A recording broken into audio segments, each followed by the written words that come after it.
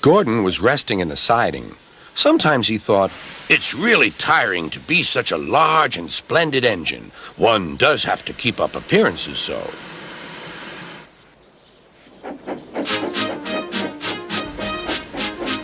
Beep, beep, beep, beep. Hello, lazy bones, whistled Henry. What cheek, spluttered Gordon. That Henry is too big for his wheels. Fancy speaking to me like that. Me, who has never had an accident.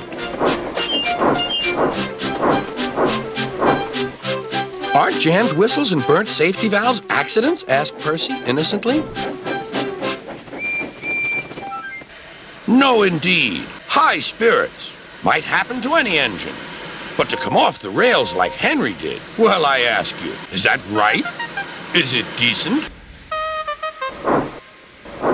Then it was Henry's turn to take the express. Gordon watched him getting ready. Be careful, Henry. You're not pulling the flying kipper now. Mind you keep on the rails today.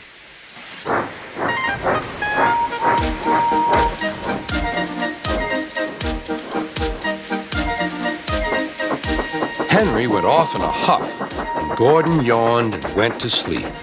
But not for long.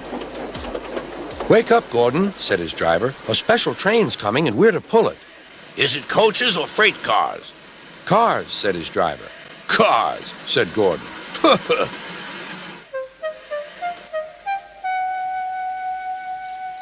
Gordon's fire was slow to start, so Edward had to push Gordon to the turntable to get him facing the right way. I won't go! I won't go! Grumbled Gordon. Don't be silly! Don't be silly! Puffed Edward. At last, Gordon was on the turntable. The movement had shaken his fire. It was now burning nicely and making steam.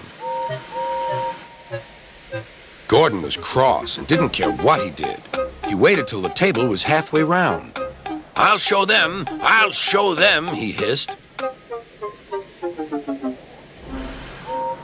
He moved slowly forward to jam the table, but he couldn't stop himself and slithered into a ditch. Whoosh! He hissed. Get me out! Get me out! Not a hope, said his driver and fireman. You're stuck, you silly great engine. Don't you understand that? They telephoned Sir Topham Hatt. So Gordon didn't want to take the special train and ran into a ditch? What's that you say? The special's waiting? Tell Edward to take it, please, and Gordon, leave him where he is. We'll get him out later. On the other side of the ditch, some little boys were chattering. Oh, doesn't he look silly? They'll never get him out. They began to sing. Silly old Gordon fell in a ditch, fell in a ditch, fell in a ditch. Silly old Gordon fell in a ditch, all on a Monday morning. Gordon lay in the ditch all day. Oh dear, he thought, I shall never get out. But that evening they lifted Gordon and made a road of sleepers under his wheels to keep him from the mud. Strong ropes were fastened to his back end, and James and Henry, pulling hard, managed to bring him to safety.